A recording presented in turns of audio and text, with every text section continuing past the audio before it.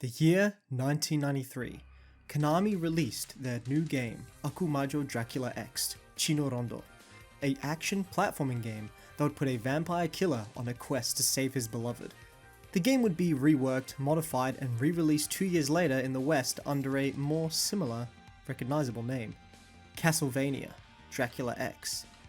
And eventually, through some ports as well as emulation, the original Rondo of Blood, as it's come to be known now, would be available worldwide, and it would become the encapsulation of Castlevania. A perfect difficulty curve, 8 levels packed with enemies with great variety to test your courage, and secret stages and maidens to uncover throughout your quest as Richter Belmont. It also has an amazing soundtrack and engaging bosses, all wrapped up in this absolutely gorgeous pixel art style to drive home the intense gothic atmosphere. Fast forward to the present day, and Dracula has been vacant for a long time. There hasn't been a new, proper Castlevania game since Lords of Shadow, but I will give it to Konami. They have been doing good in releasing the various Castlevania collections for fans new and old, as well as the anime series, which is bringing a lot of attention to Castlevania. Rondo of Blood remains elusive though, with just a port to the Wii and the PS4 outside of the original release. But imagine this, a Rondo of Blood remake. 3D style, more gothic-centric, with art drawn by Ayami Kojima, responsible for the amazing paintings we have received across the series history.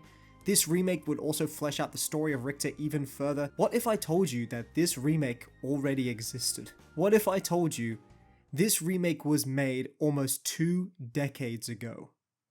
Back in October of 2007, Castlevania The Dracula X Chronicles released on none other than Sony's then new handheld, the PlayStation Portable.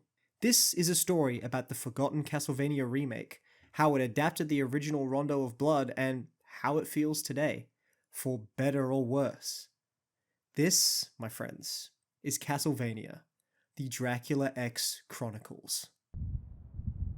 Vor langer Zeit lebten die Menschen glücklich und zufrieden. Niemand bemerkte den Schatten, der sich langsam über ihnen ausbreitete.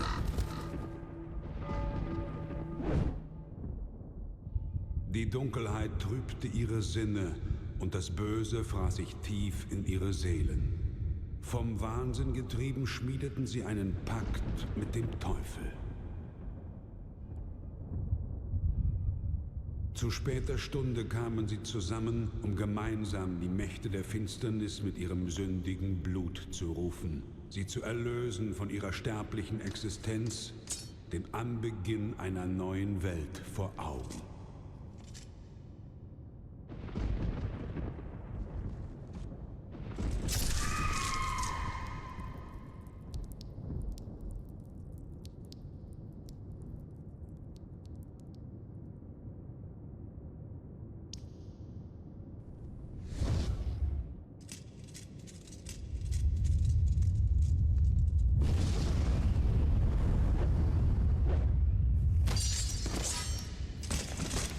Und so begab es sich, dass nach 100 Jahren das Böse wieder Fleisch geworden war. Als unsterbliches Geschöpf der Nacht kann es die Gestalt des Wolfs, der Fledermaus oder des Nebels annehmen. Es labt sich am Blut der Menschen.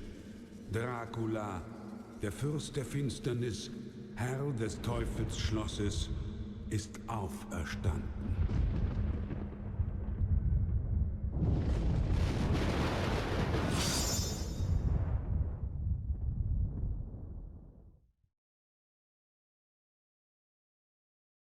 It's here that we get a first look at our protagonist, Richter Belmont of the Belmont clan, a man destined to face Count Dracula and destroy evil incarnate itself. What?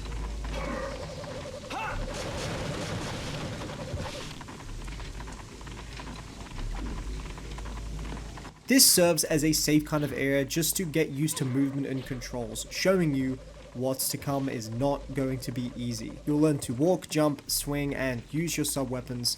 These are all the skills you are going to have to fight the knight. Oh, and you can also backflip. The original Rondo focuses more on letting the game itself do the talking in this scene, letting the player witness death leave as quickly as it arrives, whereas Dracula X makes it more of a spectacle, hyping you up for the journey ahead. but this is really only the beginning.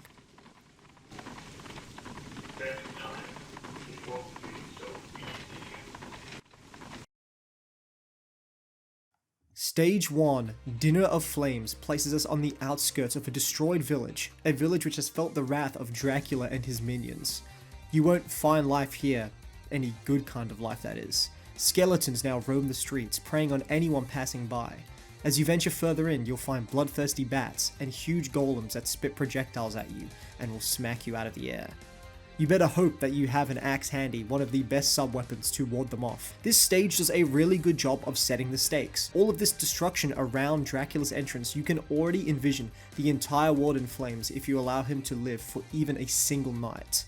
The level ends with you fighting a winged beast. It's a relatively easy fight, with you having to dodge minimal projectiles and the occasional swoop from the beast. I gotta say, I love the looming castle in the background. It really paints the picture of the experience you are going to have playing Rondo of Blood.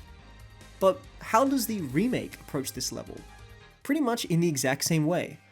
While the more detailed backgrounds leave less to the imagination, it allows us to see the destruction more clearly. We also receive something we did not get in the original level, a scene showing Richter's beloved, Annette, who we now know is a resident of this town, being kidnapped in order to become the bride of Dracula.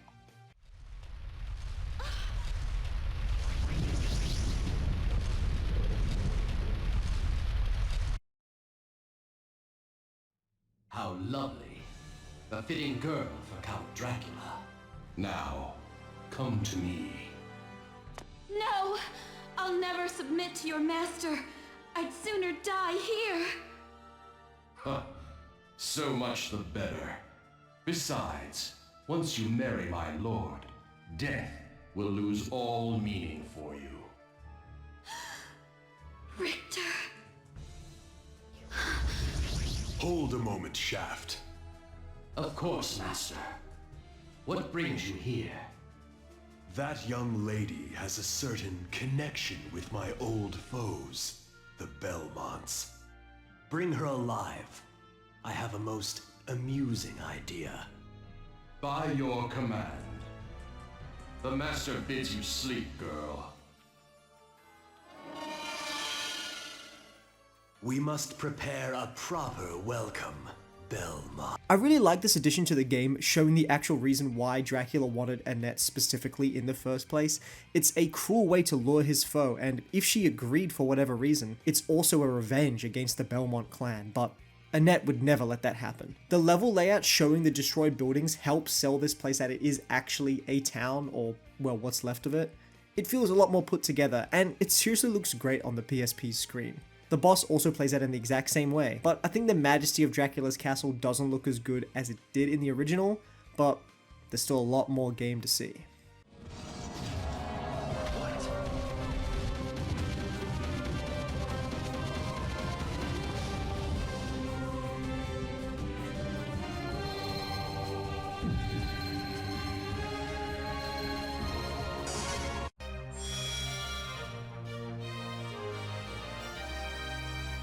Stage 2 takes us closer to Dracula's castle, and we now begin to receive our first few real obstacles in Rondo of Blood. Enemies with a bit more maneuverability will block our path, and this is the first roadblock, a knight that throws axes at different heights. If you don't destroy them and opt to jump over them, you'll quickly get overwhelmed when you realize as these axes return to their owner. Your best chance is to go on the offensive and strike them down. After pushing your way through the night and getting into the building, you'll eventually be chased by a huge beast. The screen shakes with every single step it takes. If you're quick enough, you can hit a light and receive a key, which unlocks a door nearby to our first secret of the game, a maiden by the name of Maria. She has a loose connection to the Belmont clan and is a very happy-go-lucky girl. The pixel art in this cutscene is incredibly high quality, but in my opinion, I think it contrasts pretty heavily with my own personal like of Castlevania, especially because it's more gothic, but that's why I really like the newer redesigns of the maidens in Dracula X, where the scene is the same, but it's altered to take itself a bit more seriously instead of the silly anime style. I just simply prefer these redesigns and the character interactions that come with them, especially because it ties more into the main story of the game, connecting everyone to Richter and Dracula. And it even adds a bit more to the villains because they make a bit more of an appearance. In the original version of this cutscene, Richter just dismisses Maria's wishes and doesn't even acknowledge that she knows Annette. But in the remake, Richter pays more attention to what she's saying and actually takes it in. He's more virtuous. He tries to explain that it's dangerous, but once he sees that she's capable, he accepts her help as he knows he'll need any friend he can get.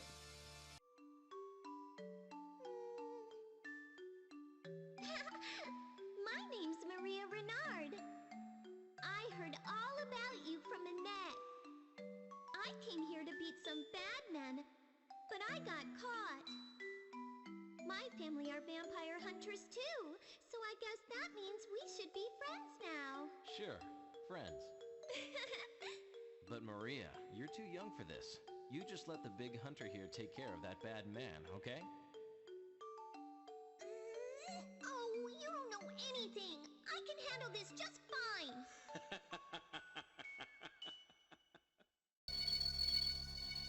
Such power this girl holds. Such purity. A fine gift she'll be for the master. You son of a... What are you doing to her? That whip, Belmont. How can you be here? Blasted. Very well. Wait!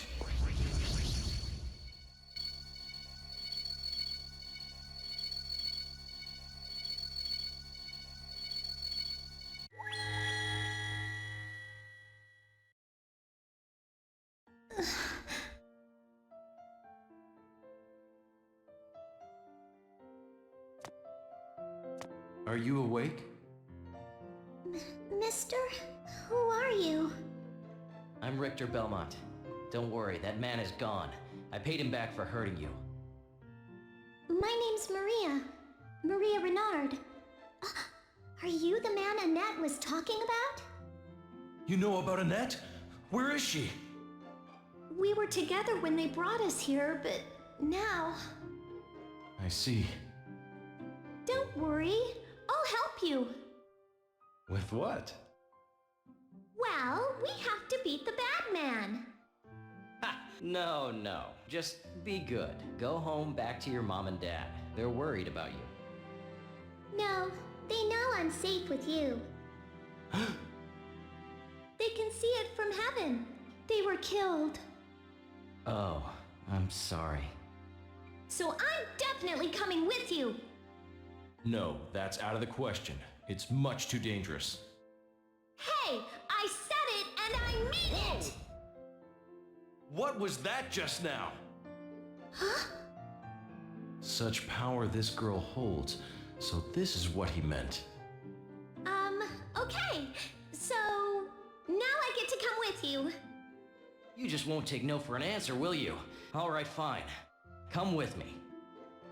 Yay! But promise me you'll run if things get too dangerous. All right, I promise. The stage finishes off a boss fight with a werewolf. I absolutely love the presentation of this boss fight, especially in the original. Seeing the wolf howling in front of the moon and jumping down to confront you is a great entrance for this boss. The fight as well is pretty tough. It will be darting around, rolling at you, throwing fireballs and sliding at the ground, and he gets faster and faster as the fight goes on, so you'll have to stay on your toes. You know what they say about a cornered beast, right? The remake version of this fight, in my opinion, is a lot easier. He moves slower, so it's quite easy to read his moves, and I do really appreciate these mini cutscenes that are trying to hype up the bosses to make it a bit more of a dramatic setting. I honestly think the boss transition in the remake is pretty damn good, but after playing the original, this fight is a cakewalk.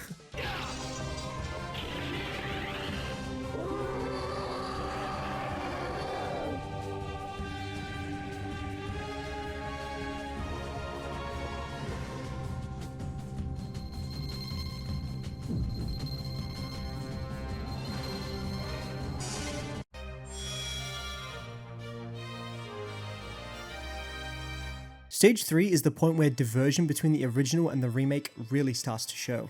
It is the same level as you work your way through a church of some kind with various knights, hunchbacks, and creatures blocking your way. They both include the treacherous lane with Medusa heads that will knock you down to the lower level, amongst many other things. There is actually quite some difference in the climbing sections that go up to the top of the stage. The main thing that really changes the way you approach this level and a few other situations in the game is the screen size. I'm not sure if it's just me, but the remake has a much smaller space for you to move around in, both vertically and horizontally.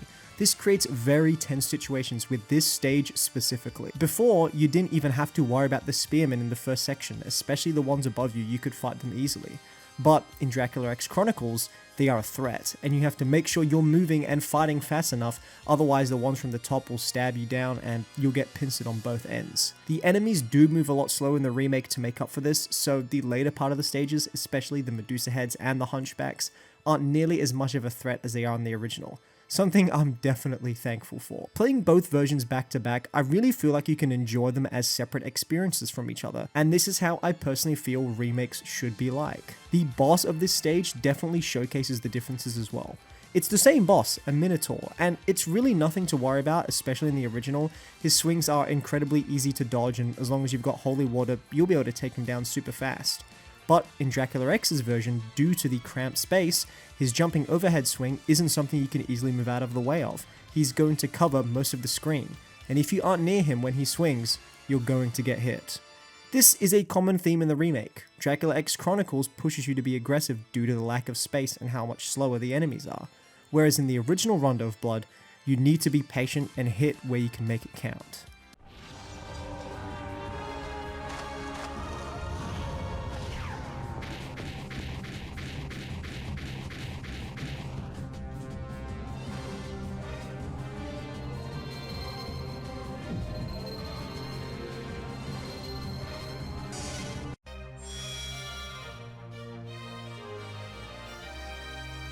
Stage 4, Atop Countless Terrors. This stage takes place in some kind of prison arena chamber hybrid. The original game displays this as an incredibly dark atmosphere, with blackness emanating from all of the prison bars.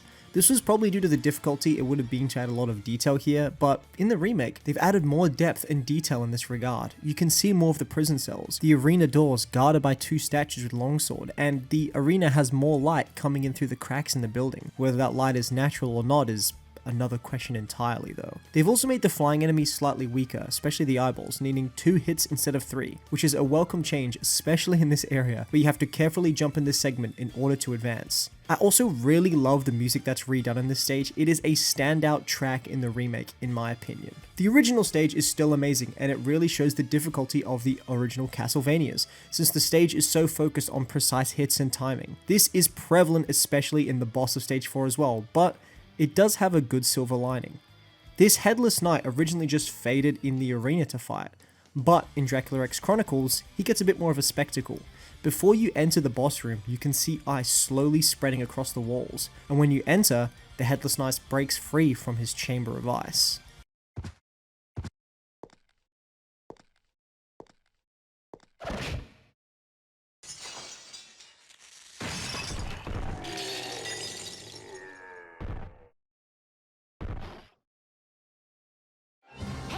I personally believe they did this probably because the knight has an ice attack, so they've added this ice element to give him a bit more of a flair which he didn't have, which honestly is a great idea and makes him a bit more stand out compared to his original variant.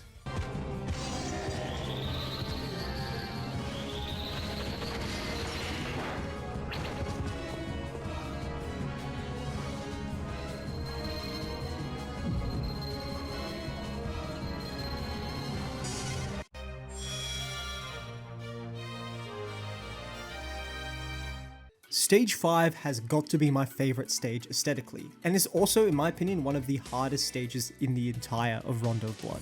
You'll start off on a pier, slowly working your way to get inside a ship, exploring all of its levels until you reach the top of the highest sail, where you'll confront Dracula's right-hand man again, Death.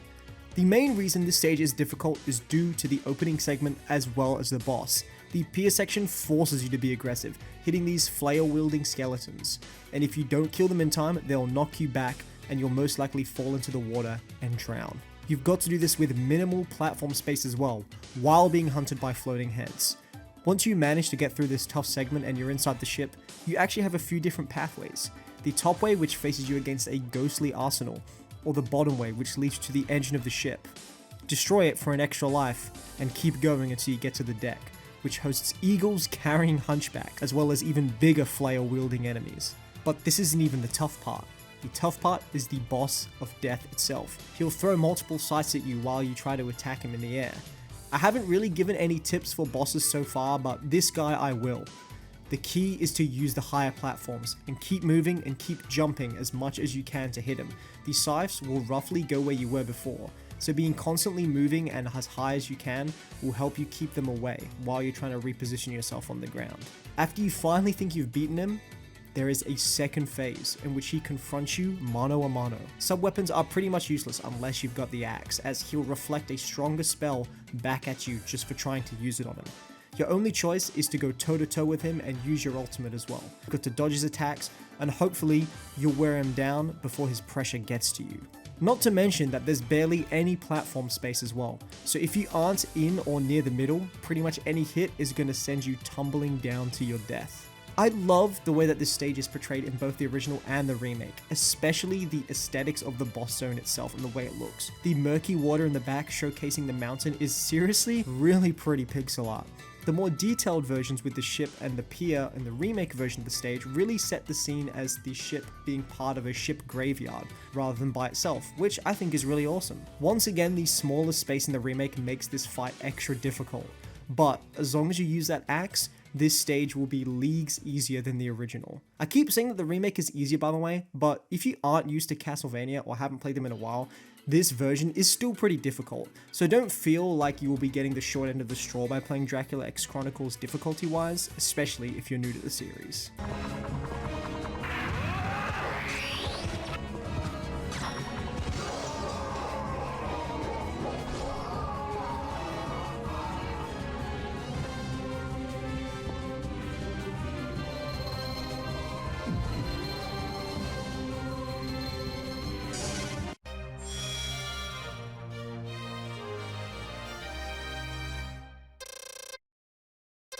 Stage 6 consists of a staple of the series, a boss rush.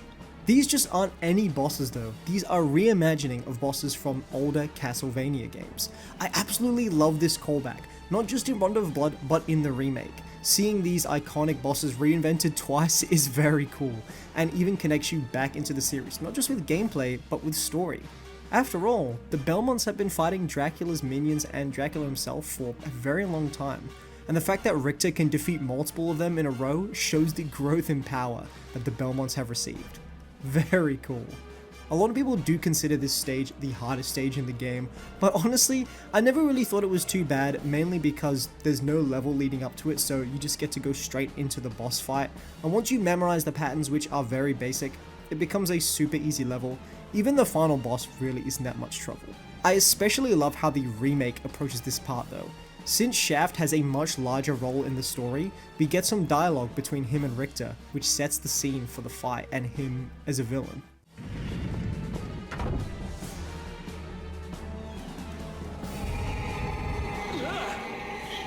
Who are you? So you've come, Belmont. I am Shaft, the Dark Priest. What have you done to Maria? I merely unlocked her potential. If only I'd foreseen your coming. But no matter. This power. You're responsible for Dracula? Indeed.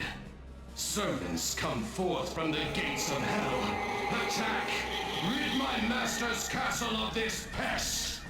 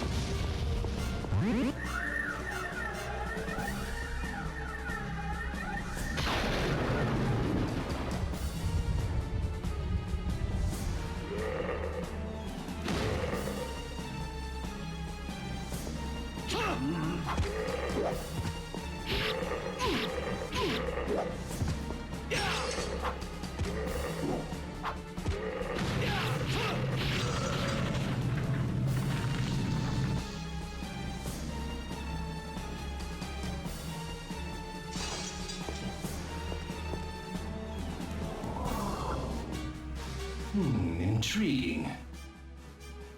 Strong indeed. Very well then, face me.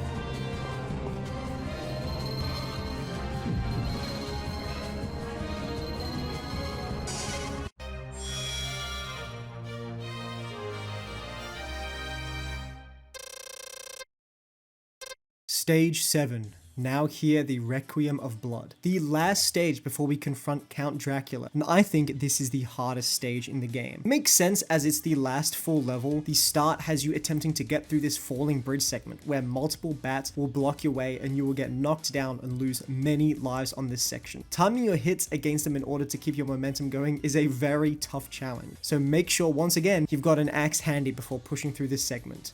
The music as well in this stage is awesome, especially in the remake. It is so funky and smooth. After the bridge section as well, you venture into the clock tower, where our beloved Annette awaits. The way you get to her is the same in both games. First, you have to whip open this gear, which reveals the nesting place for a hawk. Upon defeating this hawk, you receive a key, which unlocks Annette's door in the clock tower later on. You've got to make it through the level with no sub-weapon, fighting multiple different enemies. But the interaction between Annette is very different in this and the original. Let's have a look. Annette! Richter!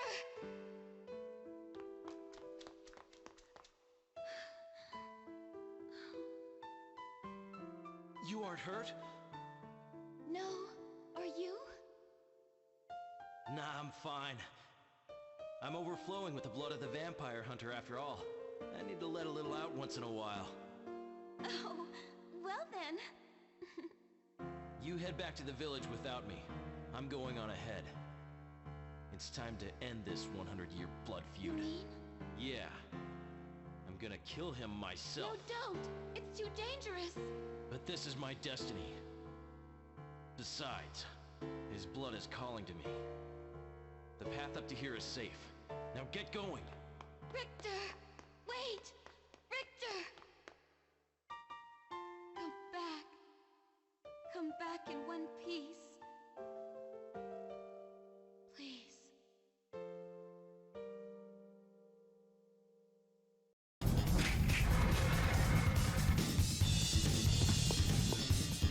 What? No!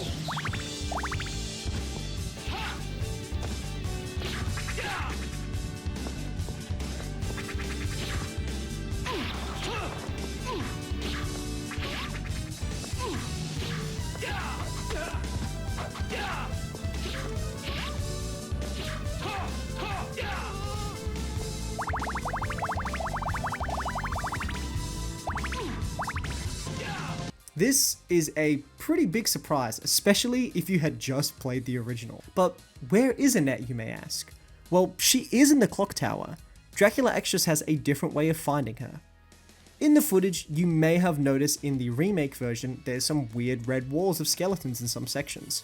These aren't present in the original, and we need to remove them, and the crystal walls that sometimes pop up in order to save the real Annette. But how do you do that, you may ask? Well, in this game, there aren't 2 maidens to save, but 4. And to save them, we will need to find the alternate stages. There are a few alternate stages within Rondo of Blood. These can be pretty hard to find, unless you know what you're looking for or stumble upon them by pure chance. These aren't just alternate paths with a new boss, these are completely separate stages to the game, and 2 of these house the other maidens we need to save.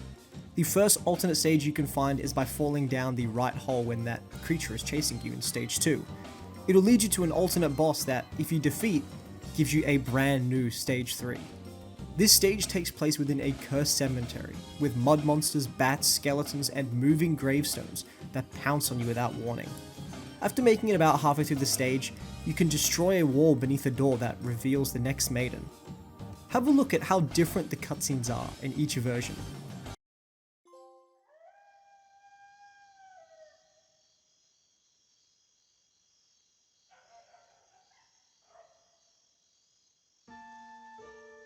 Who's there?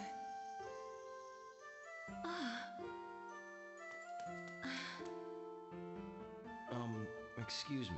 Oh, a guardian angel. Sent from heaven to rescue me. The path up to here is safe. Hurry back to the village. Understand? Pardon? But what is your name? I'm Richter Belmont, the vampire hunter. Richter. Go with God's protection.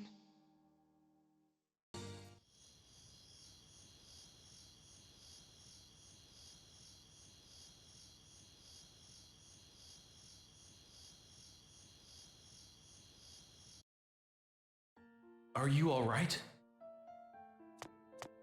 Oh God in heaven, you've answered my prayers.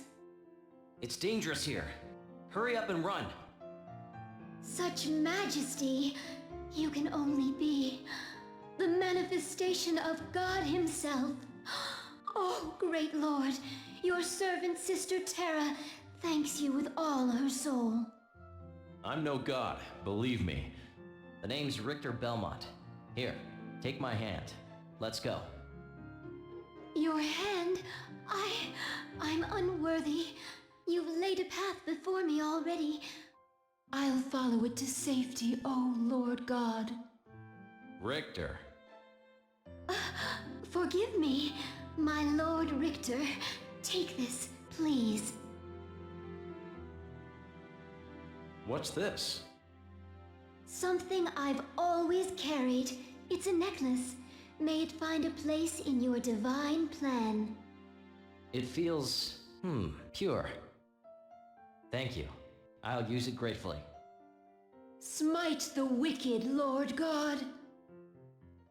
Terra in the original is nice and is very reserved, and I absolutely love how cheeky Richter is with this peace sign. Terra, while I love her design in the remake, is a very intense person compared to the original Terra. The main difference, of course, between the dialogue and the redesign is the necklace that she gives Richter, which allows you to destroy the walls of red skeletons. Now, I don't want to spoil too much of this stage as it is a secret path, so please, go find it in your playthrough and uncover it in its entirety. Let's just move on to the other alternate stage, which you can find through stage 3.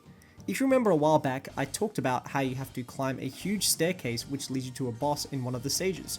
Well, if you are skilled enough, you can jump over the platforms that the Medusa heads will hit you down, and if you can dodge them and fight the golden skeleton at the end of the line, you can make it to an entirely new alternate route, which takes you up a chain elevator to fight a boss with a single giant eye. I'm sure this is also showcasing the amazing replayability of Rondo of Blood. The fact that there is multiple alternate stages and pathways already shows you're going to be playing the game at least 2 or 3 times just to see everything, which is always a bonus. Beating this giant eye brings you to an alternate stage 4, a swamp filled with frogs that I swear are the hardest enemies to hit in the game. What's very interesting about this stage is the way you find the next maiden. It is vastly different depending on which version you're playing. In the original, you have to whip these specific frog statues, which opens a pathway downwards, allowing you to find the other hidden maiden.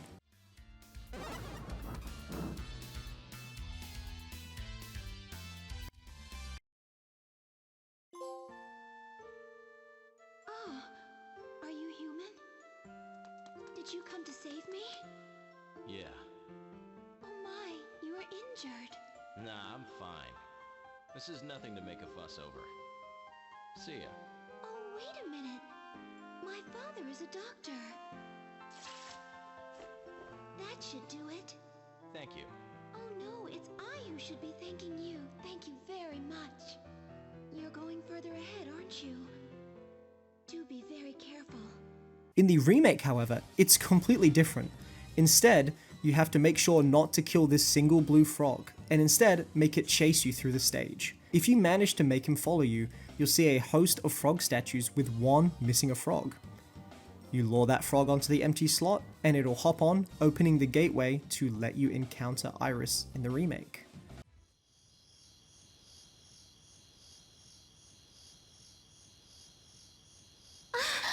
Who's there? Don't be afraid. I'm Richter Belmont. I'm here to save you. Belmont? Of the Belmont family? Oh, thank goodness. My name's Iris. You alright? Yes, I'm fine. Oh, but you're not. Look at that wound. Huh? Oh, that? Just a scratch. A scratch like that in a place like this? And what if it gets infected, huh? Just relax. My father's a doctor. There. That should do it. Thanks. That does feel better. Wait, we don't have time for this. You need to get out of here. I have to keep going. Of course you do. Here, take this. What is it? Just a thank you. It's my good luck charm. It feels like the real thing. Thank you. This'll help. Safe journey. Thanks. Once again, I absolutely love the character redesigns in the remake compared to the original. She also gives us another item, which allows us to destroy the crystal walls. With both charms, all made and saved, we are ready to find the true Annette in the remake, which is slightly more of a process compared to the original. Yes, I did lie earlier. We still need to enter the clock tower and kill the hawk for the key, but now we've got 2 extra steps. We need to destroy the red skeleton wall and press a switch before picking up the key, and then we need to head to the next clock tower area and destroy the crystal wall, which will open the real secret prisoner cell underneath the fake one. All while getting hit by enemies with no sub-weapon. I know I'm simplifying things and making it sound easy, but it really is a lot more difficult than I'm making it out to be. But after going through all the alternate stages and getting all the maidens, making it to the clock tower, we finally get to save the real Annette.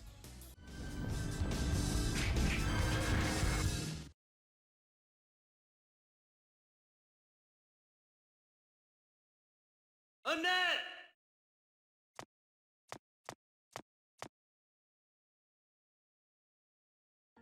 Richter!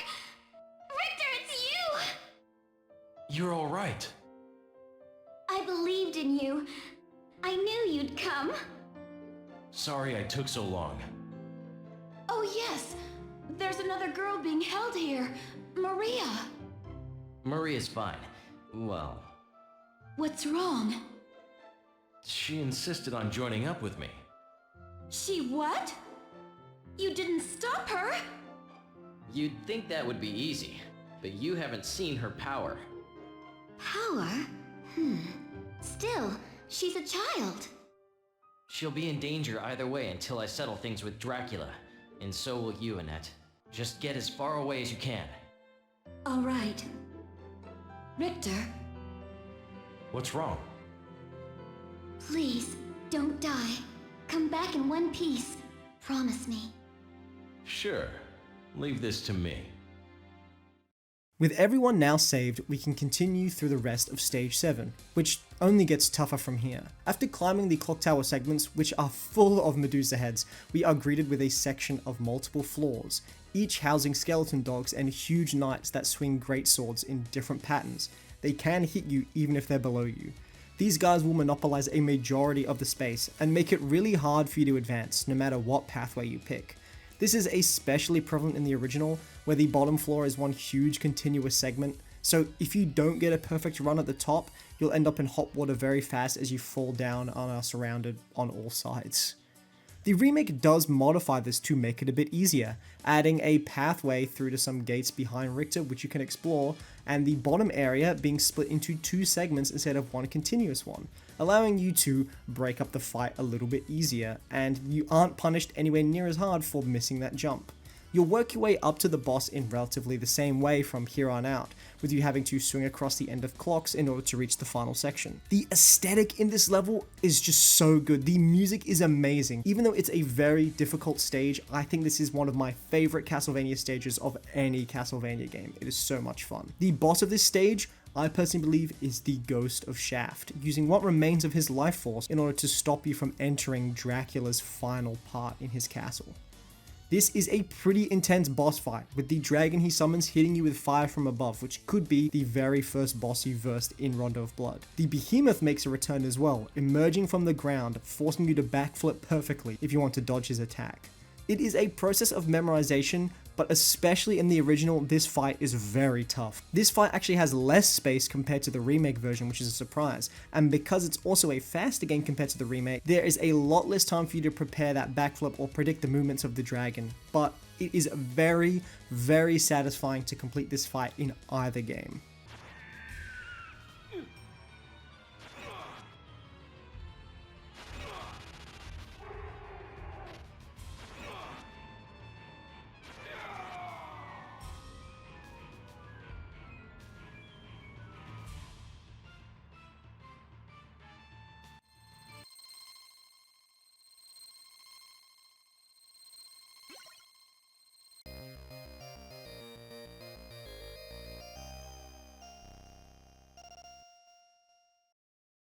We have finally arrived at the final stage, Bloodlines, the fight against Dracula and Belmont. Let's run through the original fight first. The atmosphere is absolutely incredible, the moon following you in the background, leading you up to Dracula's throne. No words between the two need to be exchanged. He knows why you're here, and you know exactly what you must do. Compared to the last few bosses we've had, Dracula is actually pretty easy. He launches two types of projectiles, either fire, which you can whip away, or meteors, which you jump over. The only weak point he has is his head, so the cross you can pick up in the room before comes in very handy for the entire boss fight, if you can't find a way to get it close with the vampire killer. Before you know it, his health bar drains, but it's not that simple. Dracula draws upon more power in order to transform into a hulking creature. He'll jump at you, spit flames from his mouth, and shoot a lightning blast that will hit you if you don't duck. All things considered, this boss is a lot easier compared to what we've just been fighting.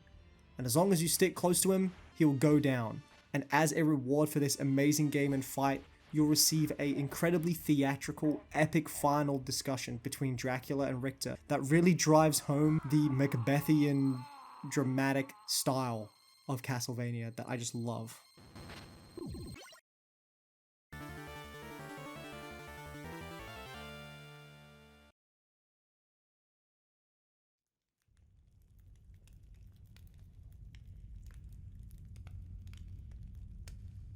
Once again, the blood of Belmont has defeated me.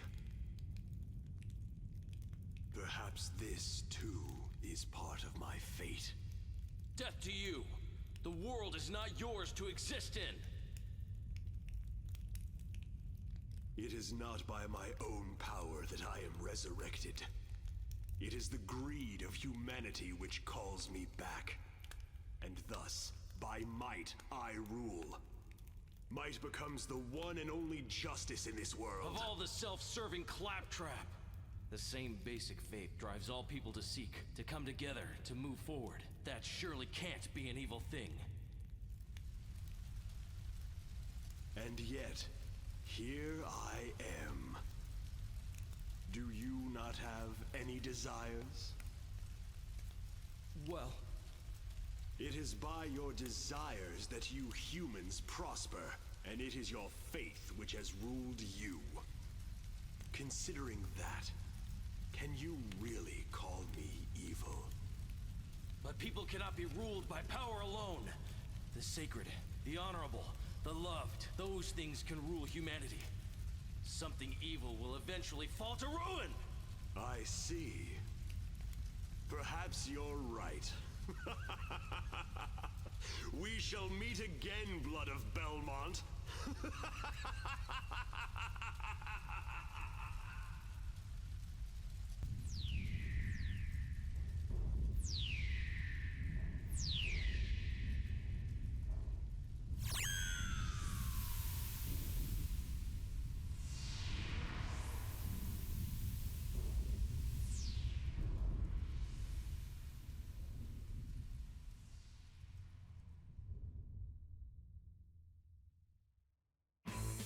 Rondo of Blood ends with you riding back on your wagon if you saved all the maidens. The day is saved, Dracula may return as he always does, but for now, the Belmonts can rest easy.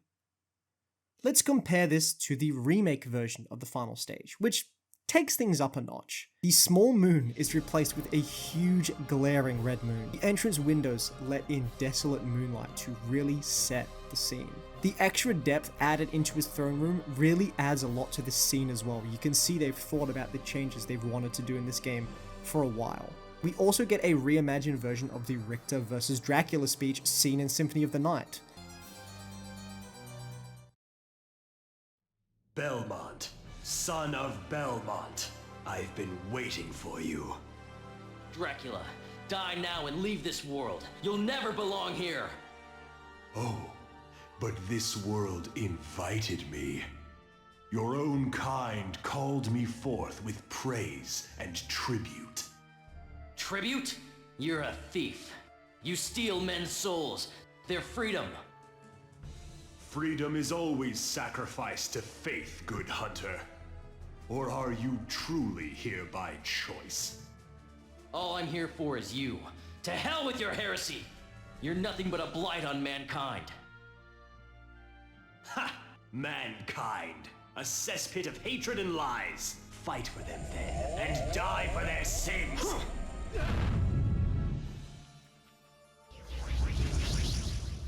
As for the fight, it is mostly the same, albeit slightly easier. I found myself being able to backflip over the fireballs rather than hit them, and I thought it was going to be a ceremonious end to Dracula. After all, this fight is easier than in the other game. In the blink of an eye, I whittled down his health in his second form as well, and that was that.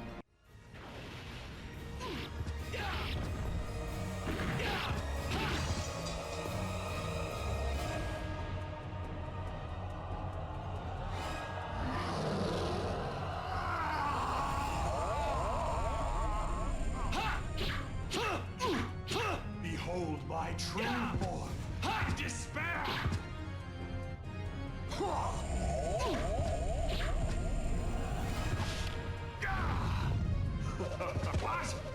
A surprise new third phase for Dracula, only if you had saved all maidens. This seriously threw me off guard, and I was very hyped to fight this true ultimate version of Dracula.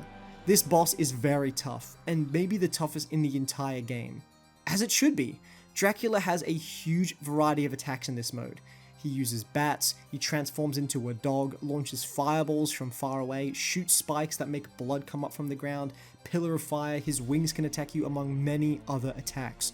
There is so much to keep track of, and the fight only gets tougher as it goes on, as he begins to pressure you by doing multiple of these attacks at the same time. I was doing this boss fight for well over an hour, but I refused to give up. I had to see this through. What is a man? A miserable little pile of secrets. But enough talk. Have at you. Be gone! You don't belong in this world, monster!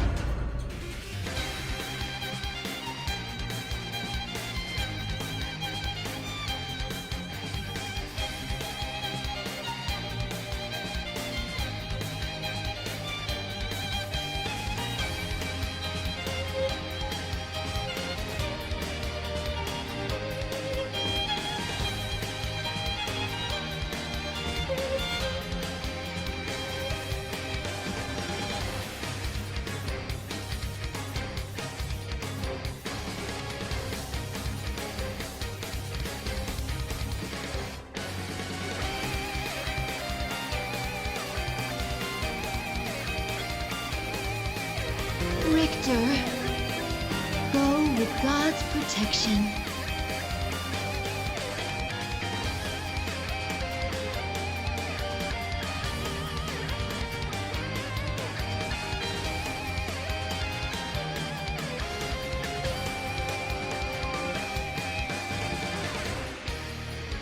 Promise me you'll run if things get too dangerous. All right, I promise.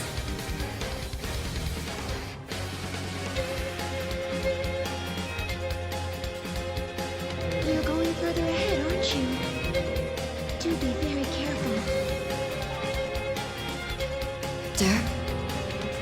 What's wrong? Please, don't die. Come back in one piece. Promise me. Sure. Leave this to me.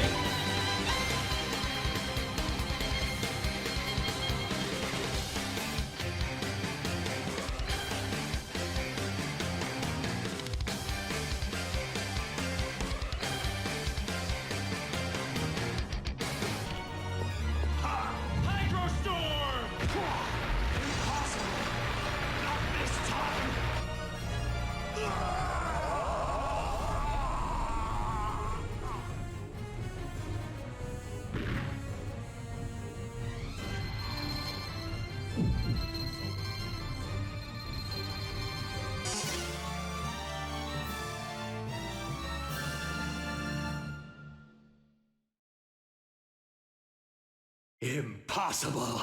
You've beaten me? I'm a Belmont. That's my job. Humanity will call me back again. It always does. Its desire is insatiable. You're right. We never learn. But we'll have to someday. And in the meantime, if you do come back, someone like me will be waiting. Amusing. We shall meet again, blood of Belmont.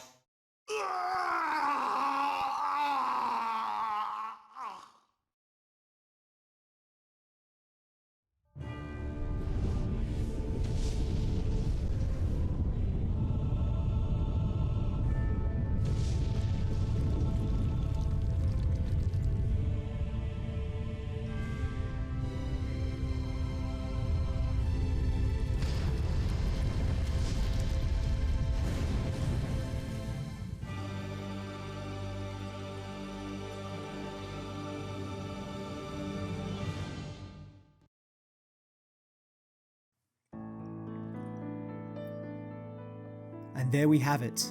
The ends to both the original Rondo of Blood as well as the Dracula X Chronicles. Both games are absolutely amazing in their own right. The original has amazing pixel art and music, a great challenge of difficulty, and awesome alternate pathways that paved the way. After all, we wouldn't have a great remake without a great original. Dracula X Chronicles offers a bit more of an in-depth story, and the amazing CG cutscenes for the intro and conclusion are awesome. The redesigns by Ayami Kojima are absolutely beautiful, and each character has a bit more personality and I feel fits in better with the overall aesthetic of the Castlevania series. And while the remake is slightly easier overall, the final boss phase of Dracula really adds a huge one-up on this game that the original doesn't have. Like I said before, this is one of those remakes where you can easily play the original and the remake and enjoy them as separate games. They both bring something great to the table, and in my opinion, you should actually play both. In fact, there is even more to this remake I haven't touched upon. There are other alternate stages in the original and the remake that you can explore, there are collectibles and music to find in the remake, and in Dracula X Chronicles, you can even find a secret playable version of both Rondo of Blood and Symphony of the Night. That is why it's called the Dracula X Chronicles. You aren't just getting the remake, you're getting Richter's entire story. The original, the reimagining, and the sequel, Symphony of the Night, which is an amazing game. This is a seriously amazing package that honestly needs to be brought to modern systems, updated with even better graphics. Where are these secrets and unlockable games, you might ask? Well, that's for you to discover, my friend. After all, I'd love for you to jump into either of these games and experience them for yourself. They are amazing times, and whichever version of Rondo of Blood you decide to play, you're gonna have a difficult, but engaging and rewarding time. I hope you guys enjoyed learning about Castlevania's Forgotten Remake. And I hope now, it's a little less forgotten. I will return again, blood of Belmont. You can count on that. But until then, I gotta remind you to keep shredding. See ya!